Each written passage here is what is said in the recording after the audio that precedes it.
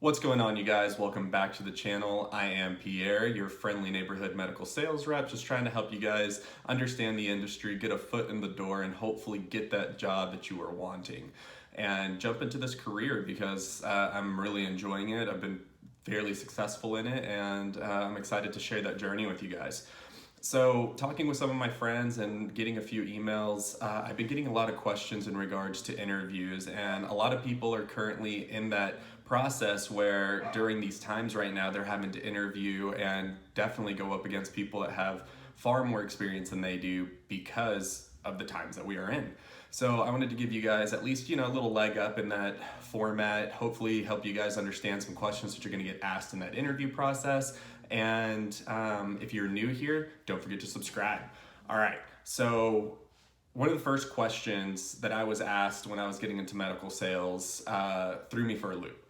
And the question was, do you have a chip on your shoulder?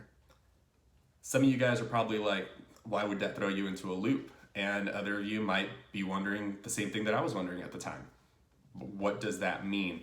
And as you guys can see, I am brown, I am Latino, and those are just phrases that we don't use in my household. I'll give you two other examples of phrases that I got wrong for the majority of my life. It's a dog-eat-dog world. I thought it was a dog-eat-dog world.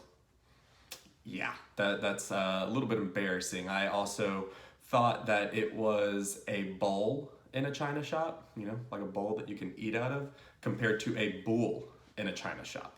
So, like I said, this phrase or this saying that they asked me, do you have a chip on your shoulder, just kind of went over my head. So I had to ask the interviewer, can you repeat the question? And they said, have you had any issues with something and it's bothered you? And let me tell you guys right now, I answered the question wrong. I said no, things don't bother me. Like if I can't understand something, it doesn't hold me back. It doesn't weigh me down. I do what I need to do to make sure that I can grasp that concept or figure out another method on getting into that doctor's office, different things like that. And I just kind of rambled on for a little bit, hoping that I could answer that question. And when I went home, I told my wife what happened. I was thinking, I'm not going to move on in this process. Luckily, I did, but she didn't really know how to answer that question either, so I looked it up.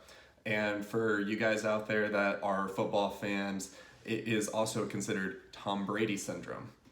What does that mean? It means he got drafted way late out of his class, and the guy has 6 rings now. So he used that feeling, that chip on his shoulder that people didn't think that he was going to be a really good quarterback, and became one of the GOATs. So I want you guys to think of situations that you've been put into and have an answer ready for that question if you get asked that question in the interview process. The next question that kind of ties into that, I was asked, do you like to win more or do you hate losing more? And I asked that question to one of my buddies that's currently interviewing, and his immediate response was, well, I love to win. And I was already like, nope, wrong, you're out. And that's how some of the training managers and different people that you're interviewing with are going to look at that answer. So if you say, oh, I love to win, their response back to you, which could really make it an awkward situation for you, is, well, everybody loves to win. So why do you love winning more than you hate losing? The real answer is you should hate losing more than you love winning. And why is that? Because you learn something from losing. You build, your experiences from losses and getting shut down, and you're gonna get way more no's than yeses. So of course, every single yes that you get feels phenomenal. It's great. You want to cheer and you want to move on from it.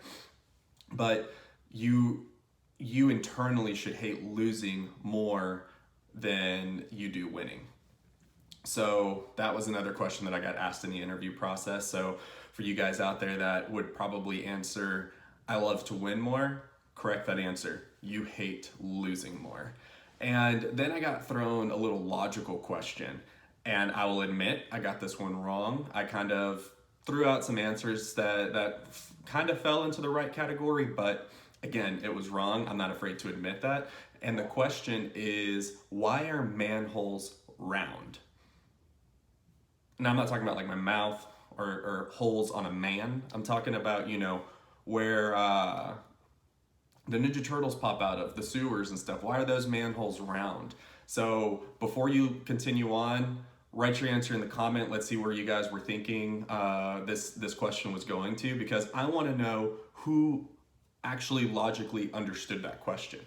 So I throw this out there because I've got a couple of friends that work in cybersecurity or tech, and if they can't answer a certain question that's technical within their interview process, they're automatically kind of X'd out. They don't believe that this person is up to par for what they're looking for. So this logic question, the answer to it is they are round because no matter how you drop a manhole cover, a circle is the same size in every single direction. So if you dropped it back on that hole, instead of it falling through because you dropped it vertically, it should still stop.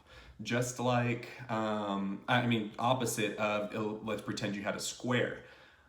Your diagonal side is longer than your up and down and to the other side. So if you were to drop it at an angle, it could fall through that hole.